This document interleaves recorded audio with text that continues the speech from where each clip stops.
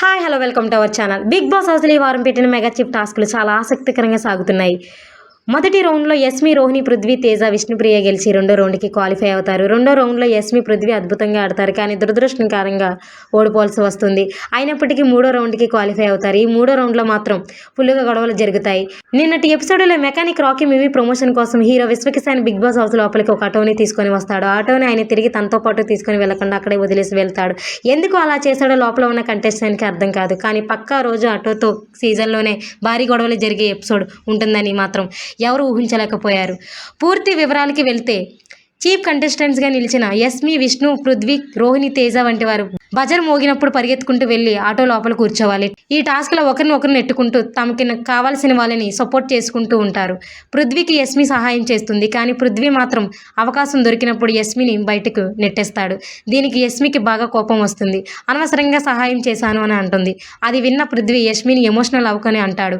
ఆ తర్వాత వీరిద్దరి మధ్య పెద్ద గొడవ జరుగుతుంది. ఇది ఒక ఎత్తు అయితే విష్ణుప్రియకి, రోహిణికి మధ్య జరిగిన గొడవ మరొక ఎత్తు. బిగ్ బాస్ హిస్టరీలోనే ఈ రేంజ్లో వ్యక్తిగత కామెంట్స్ని చేసుకోవడం మనం ఇప్పటి వరకు చూసి ఉండము. విష్ణుప్రియ రోహిణితో మాట్లాడుతూ నీ మాటలను బట్టి నీ క్యారెక్టర్ ఏమిటో అర్థమవుతుంది అని అంటుంది.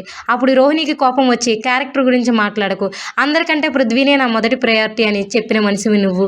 ఈ టాస్క్లో కూడా అదే చేశావు అని అంటుంది. ఆ తర్వాత ముందుగా నిఖిల్ని లైన్లో పెట్టడానికి ప్రయత్నం చేశావు, అతనితో కుదరకపోవడంతో పృథ్వీని ట్రాక్లో పెట్టావు అని అంటుంది.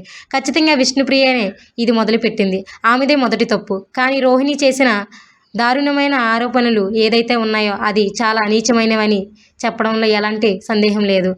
ఇంతలా ఒక అమ్మాయిని క్యారెక్టర్పై దారుణమైన నిందలు వేయటం ఇది వరకు మనం తెలుగు బిగ్ బాస్ హిస్టరీలోనే ఎప్పుడూ చూడలేదు. హిందీ, తమిళ్ బిగ్ బాస్లో వీటి మించే జరిగాయి, కానీ తెలుగులో మాత్రం ఇదే తొలిసారి. దీనికి నాగార్జున ఈ వీకెండ్ ఎపిసోడ్లో వీరిద్దరికి వార్నింగ్ ఇస్తాడా, లేకపోతే ఎప్పటిలాగానే శనివారం ఎపిసోడ్ని ఫ్యాన్ ఎపిసోడ్గా మారుస్తాడా అనేది చూడాలి.